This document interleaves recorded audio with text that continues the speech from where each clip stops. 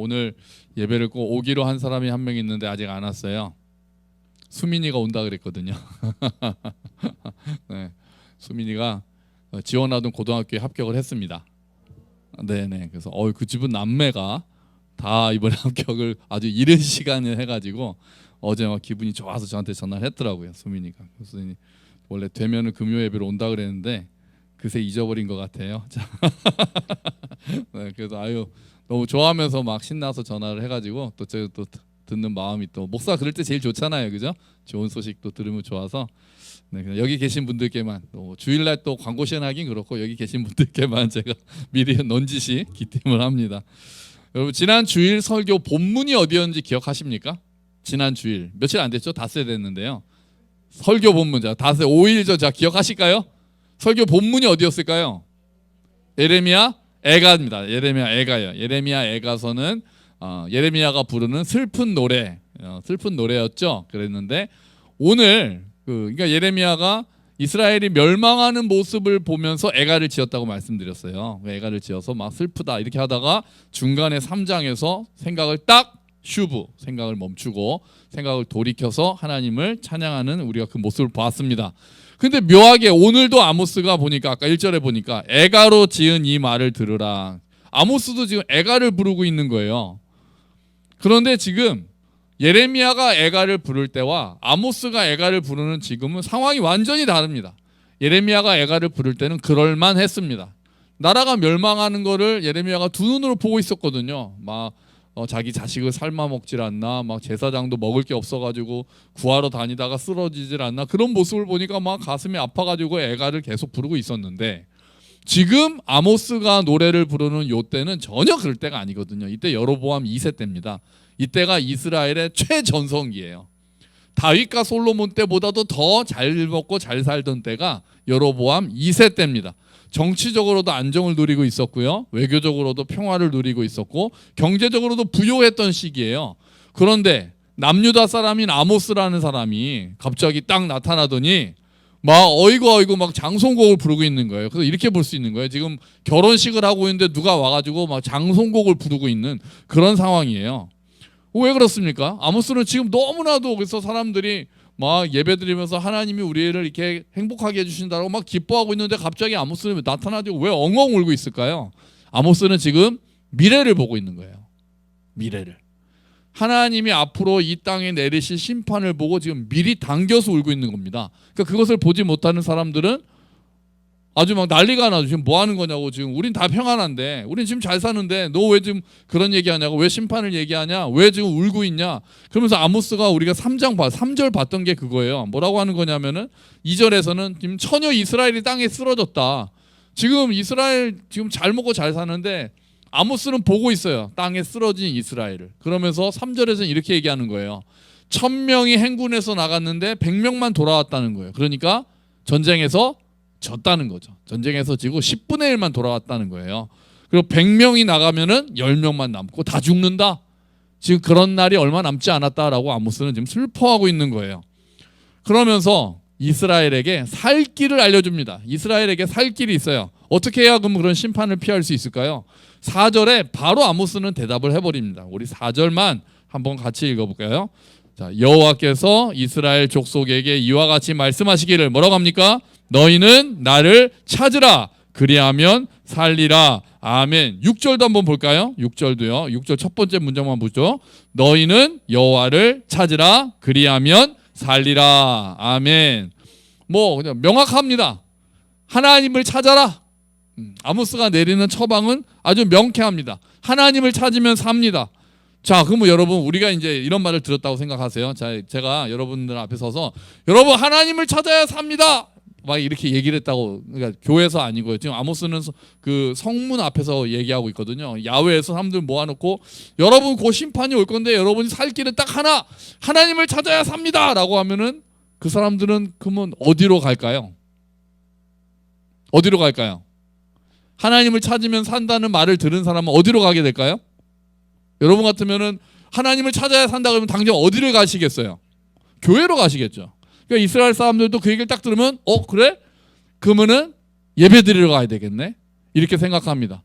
그때 이스라엘 사람들이 딱 예배드리겠다고 생각한 장소는 세 군데예요. 한 군데는 베델, 한 군데는 길갈, 한 군데는 브엘세바입니다. 베델은 우리가 야곱할 때 봤잖아요. 우리가 지난주 금요일에도 봤는데 야곱이 하나님을 만나서 하나님께 제단을 써서 베델로 올라가자. 뭐 우리 서로 수련회 때도 그 얘기했잖아요. 그게 베델이에요. 그러니까 거기에 제단이 있고 이스라엘 사람들이 베델에서 열심히 예배를 드렸거든요. 길갈은 언제입니까? 다 이스라엘 백성들이 이집트를 나와서 40년 동안 광야에서 헤매다가 무슨 강을 건너서요? 요단강을 건너서 여리고로 들어갈 때, 그때 처음에 진을 치고 할례를 행했던 곳이 길갈이거든요. 그러니까 거기도 이스라엘에게 있어서 예배드리는 제단이 있는 곳이에요. 브엘세바는 이스라엘도 아닙니다. 저 남쪽 유다 나라의 제일 끝입니다. 거기는 아브라함과 이삭과 야곱이 살던 데예요. 거기도 아브라함이 쌓은 제단이 있거든요. 그러니까 베델, 길갈, 브엘세바 세 곳은 이스라엘 백성들이 열심히 제단을 쌓고 열심히 예배드리고 열심히 제사를 지냈던 종교적인 성지입니다. 지금으로 말하면 성지순례 할 때 그 성지들이에요. 그러니까 아모스가 너희는 여호와를 찾으라 그리하면 살리라 라고 하면 우리가 딱 들었을 때 그럼 교회 가서 예배드려야 되겠구나. 이스라엘 버전으로 얘기하면 그럼 우리 베델로 갈까? 길갈에 가야 되나? 아니 이왕이면 좀 멀리 브엘세바로 갈까?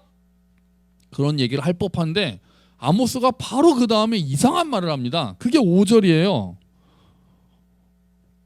다시 한번 5절 한번 읽을까요? 베델을 찾지 말며 길갈로 들어가지 말며 브엘세바로도 나아가지 말라. 이게 갑자기 뭡니까? 딱 우리한테 이렇게 얘기하는 거죠. 목동에 가지 마라. 교회 가지 마라 그 얘기하는 거예요. 하나님을 찾으라고 해놓고 교회는 가지 마라. 이게 무슨 말입니까? 이스라엘 백성들은 베델을 가야 하나님을 만난다고 생각하고 길갈을 가야 하나님을 만난다고 생각하고 브엘세바를 가야 하나님을 만날 거라고 생각했는데 아모스는 거기 가지 마. 거기도 다 무너질 거야. 이렇게 이야기하고 있는 거예요. 이스라엘의 종교적인 성지들이 있고 그곳을 가리라고 생각하는 사람들한테 거기에 가봤자 하나님이 안 계신다고 얘기하고 있는 거예요. 여러분, 이 얼마나 무서운 말입니까? 종교적인 성지를 간다고 하는 것, 종교적인 장소를 찾는 거랑 하나님을 찾는 거랑 같지 않다는 거예요. 그곳에 하나님이 계신다는 보장이 없다는 거예요. 그럼 지금으로 말한다면, 우리 식으로 다시 말하면은 교회는 나오는데 하나님께는 나오지 않을 수 있다는 거예요. 무서운 말 아닙니까? 교회에 와서 앉아 있긴 한데 정작 하나님 앞에 앉아 있지는 않을 수 있다는 겁니다. 어떤 경우가 그런 경우일까요? 우리는 예배 나왔으면 하나님 저 왔습니다 이러고 앉아 있는데 실제로 하나님께는 나와 있지 않다는 거예요. 어떨 때요? 조금 나오겠지만 예를 들면 우리가 습관적인 예배를 드릴 때가 그렇습니다. 그냥 습관적으로 주일 되니까 시간 되니까 챙겨가지고 이렇게 오는 거죠. 아니면은 예배가 오히려 하나님을 앞에서 인격적으로 하나님 앞에 정말 겸손하게 간절한 마음으로 있기보다는 내 욕망의 도구, 나에게 뭔가를 주십사 하는 마음으로 앉아 있을 때는 하나님 앞에 나와 있지 않을 수 있다는 거예요. 예배당에는 앉아 있지만 하나님 앞에는 앉아 있지 않는 것, 그러니까 종교인으로 사는 거죠. 그게 얼마나 무서운 말입니까? 지금 아모스는 그 이야기를 하는 거예요. 너네 지금 그 상태로 베델로 가봤자 하나님 앞에 나가는 거 아니야. 너네 그 상태로 길갈로 가서 예배 드려봤자 하나님 앞에 나가는 거 아니야. 너네 멀리 브엘세바까지 나가봤자 하나님 앞에 나아가는 게 아니야. 너네 그런 데 가지 말고 하나님을 찾아야 돼. 이렇게 얘기를 합니다. 자, 그러면 이제 사람들이 헷갈리죠. 그럼 뭘 어쩌라는 거지? 어디 가라는 거지? 하나님을 찾는다는 거는 뭐지?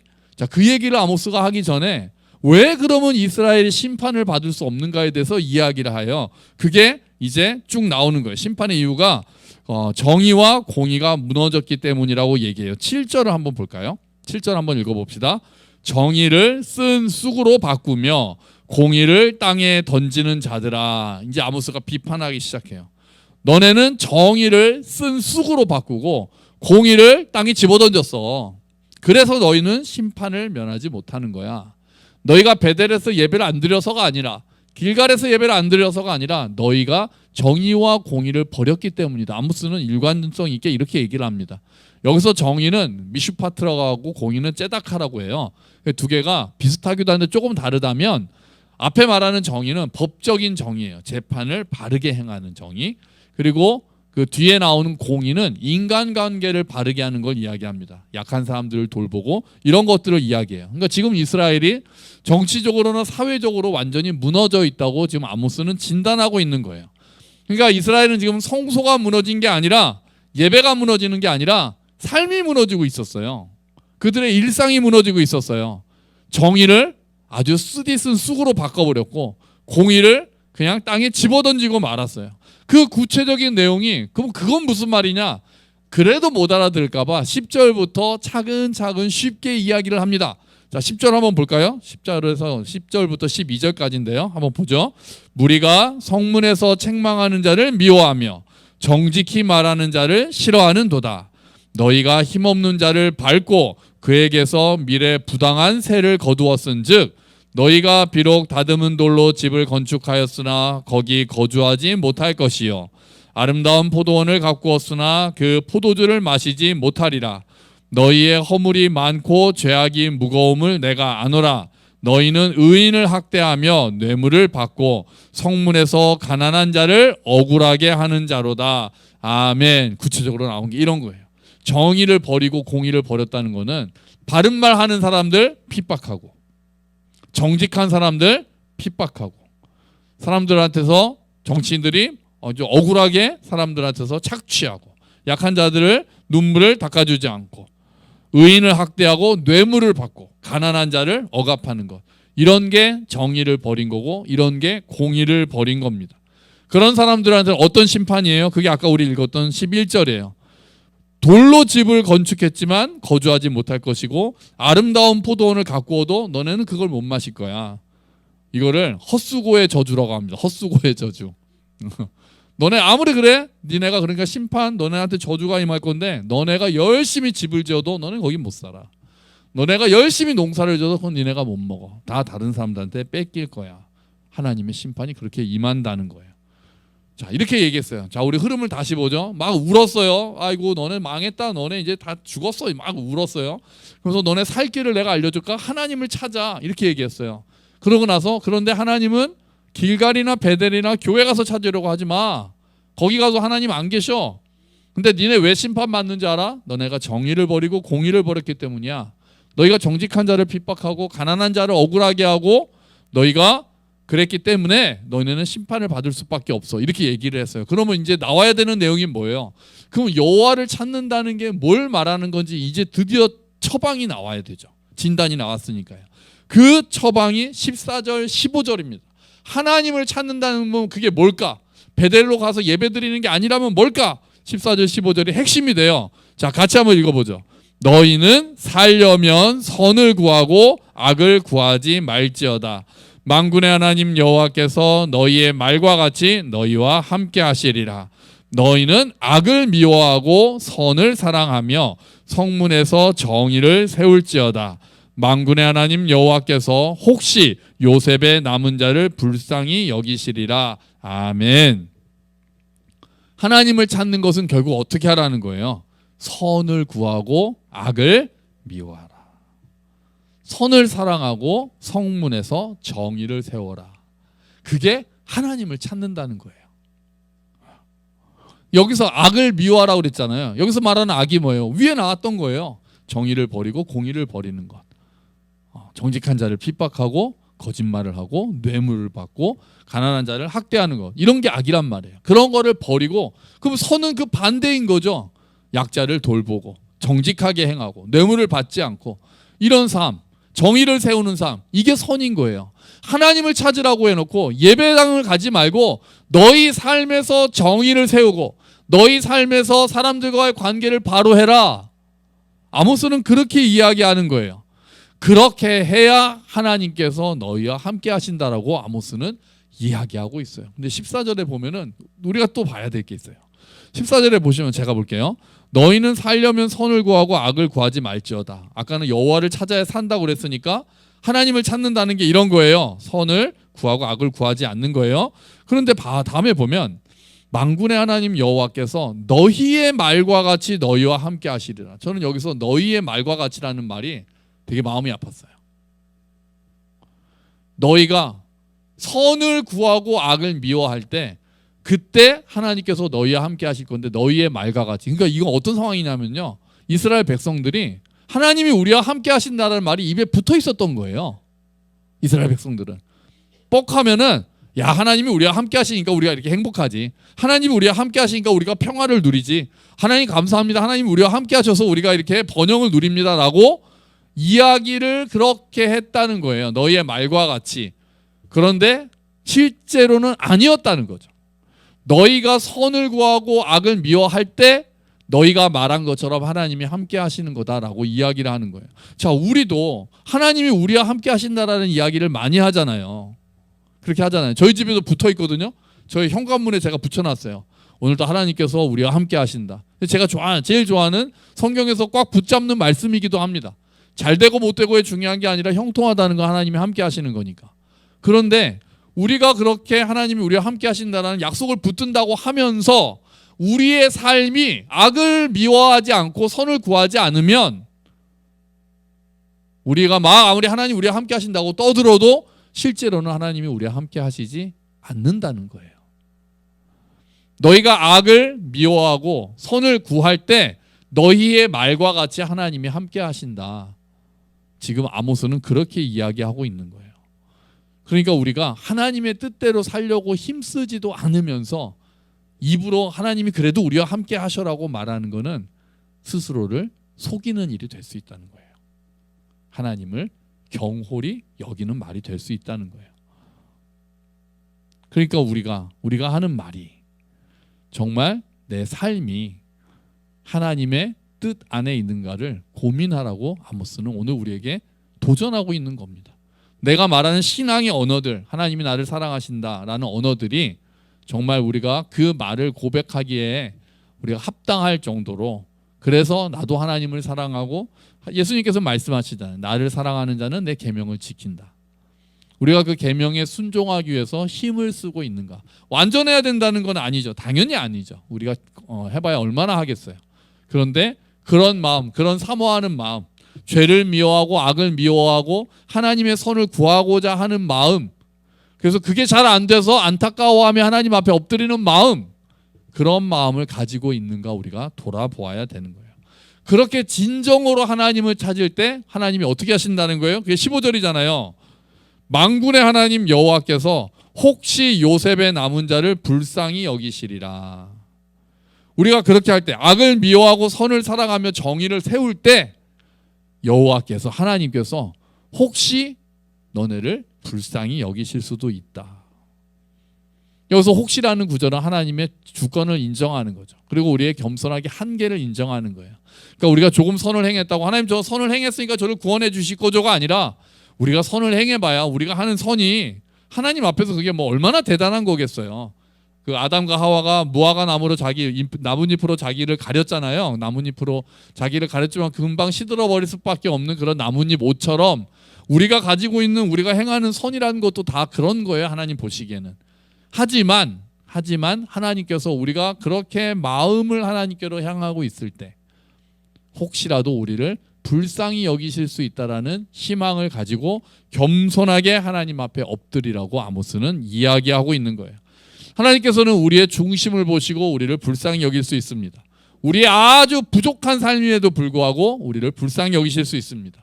그러니까 우리가 최선을 다해 하나님 앞에 기쁨이 되기 위해 살고, 그리고 또 하나님 앞에 엎드려서 은혜를 구하는 거예요. 결국은 은혜로 하나님이 우리를 구원하신다라고 고백하는 거죠. 그게 우리가 해야 될 일인 것입니다. 그게 하나님을 찾는 거예요.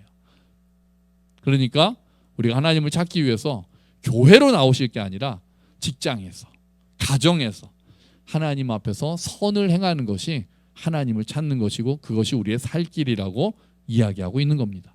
너희는 나를 찾으라, 그리하면 살리라. 이스라엘의 살 길은 예배가 아니었습니다. 예배가 아니었어요. 어디에 있었습니까? 일상에 있었습니다. 이스라엘의 살 길은 일상에 있었어요. 하나님을 찾는 길은 예배당에 한 번 더 나오는 것이 아니라 삶을 하나님께로 돌이키는 거였어요. 선을 구하고 악을 미워하는 것이었습니다. 여러분, 신앙과 삶은 항상 함께 가야 합니다. 이게 괴리가 커지면 문제가 많습니다. 신앙을 일상에서 살아내는 사람이 진정한 하나님의 사람이라고 말할 수 있는 거죠. 하나님 사랑은 이웃 사랑으로 드러날 때 진짜 하나님 사랑이 되는 거예요. 하나님은 사랑하는데 이웃은 사랑하지 않는다는 것은 아예 그냥 성립하지 않는 말입니다. 하나님 사랑은 내가 이웃을 사랑하는 사랑으로 바뀔 때, 아, 네가 하나님도 사랑하는구나. 느헤미야가 성을 지을 때 느헤미야의 그 귀족들이 그 가난한 사람들을 착취했어요. 그랬더니 그 느헤미야가 딱 하는 말이 뭐냐면, 니네는 왜 너희 형제를 불쌍히 여기지 않느냐라고 얘기하지 않고 뭐라고 얘기하냐면요, 너희는 왜 하나님을 경외하지 않느냐 이렇게 물어보거든요. 그렇게 합니다. 너희가 하나님을 경외하지 않는구나. 이 사람들이 예배를 안 드려서가 아니라 이 사람들이 약한 사람들을 착취하는 모습을 보고 너희는 하나님을 경외하지 않는구나. 그렇게 진단을 한단 말이에요. 아모스랑 같은 말을 하는 거예요. 이웃을 사랑하지 않으면, 이웃에게 우리가 사랑을 베풀지 않으면 우리는 하나님을 사랑하지 않는 거예요. 하나님을 사랑하는데 이웃은 사랑하지 않습니다가 아니라 그 두 개는 떨어질 수가 없는 거예요. 그래서 로마서 12장 1절에서 바울이 뭐라고 합니까? 너희 몸을 거룩한 산 제물로 하나님께 드리라고 하죠. 우리의 몸을. 그게 교회 가서 예배를 드리라는 게 아니라 우리의 삶 전체를 하나님의 뜻에 합당하게 우리가 하나님께 드리라는 거예요. 우리가 형식적인 종교의 옷을 다 벗어버리기를 축원합니다. 아멘. 나의 욕망을 채우기 위해서, 나의 평안을 구하기 위해서 성소를 드나드는 것이 아니라 삶의 현장에서 선을 구하고 악을 미워하고, 그리고 상한 심령으로 하나님 앞에 나와서 하나님을 간절히 찾기를 축원합니다. 그래서 우리를 살리시는 하나님의 은혜를 우리가 날마다 경험하게 되기를 주의 이름으로 축원합니다. 아멘. 우리 같이 기도하죠. 하나님, 우리의 삶을 돌아봅니다. 여호와를 찾으라 그리하면 살리라고 말씀하신 하나님, 제가 삶 가운데서 하나님을 찾기를 원합니다. 주님, 우리가 선을 구하고 악을 미워하며 정의를 세우는 삶을 살 수 있도록 도와주시옵소서. 우리 같이 기도하겠습니다.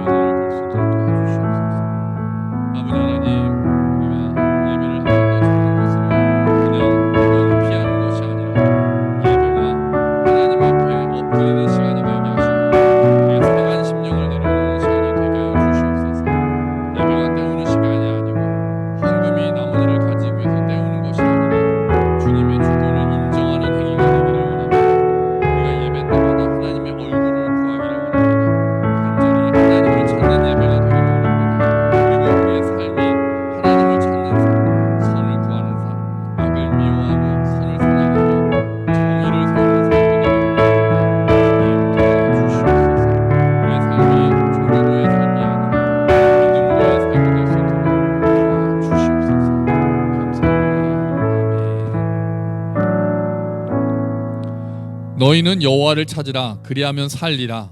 주님, 우리가 그 말씀을 마음에 새깁니다. 그리고 여호와를 찾는다는 것이 예배를 한 번 더 드리라는 것이 아니라 우리의 삶에서 선을 구하고 악을 미워하고 정의를 세우라는 말씀을 오늘 무겁게 받아들입니다. 주님, 그렇게 할 때 우리가 입버릇처럼 말하는 하나님께서 나와 함께 하신다라는 고백대로 정말 하나님이 우리와 함께 하신다고 약속하십니다. 남은 자들을 불쌍히 여기실 것이라고 약속하십니다. 주님, 우리가 종교 행위를 한 번 더 하는 것이 아니라 우리의 일상이 하나님께로 돌이키는 그런 결단을 할 수 있도록 도와주시옵소서. 우리가 선을 사랑하는 자들이 되기를 원합니다. 악을 미워하는 자들이 되기를 원합니다. 정의를 사랑하는 자들이 되기를 원합니다. 하나님께서 원하시는 삶을 살기로 힘쓰는 자들이 되기를 원합니다. 주님, 그렇게 힘쓰더라도 우리는 여전히 연약해서 하나님의 뜻대로 살지 못할 때가 많고 넘어질 때도 많겠지만, 그때마다 상한 심령을 가지고 주님 앞에 나올 때 주님께서 우리의 중심을 보시고 우리를 불쌍히 여기시며 우리를 회복시키시고 살리시는 은혜를 경험할 수 있도록 주님 도와주시옵소서. 정말 우리의 예배가 때우는 시간이 아니라, 우리의 헌금이 때우는 물질이 아니라 우리의 모든 것을 하나님께서 다스리신다는 것을 인정하는 고백이 되게 하시고, 우리의 삶이 날마다 하나님께로 돌이키며 우리의 살아있는 몸을 하나님께 거룩한 산 제물로 드리는 우리의 삶, 우리의 일상, 우리의 전부가 되도록 주여 도와주시옵소서. 예수 그리스도의 이름으로 기도합니다. 아멘.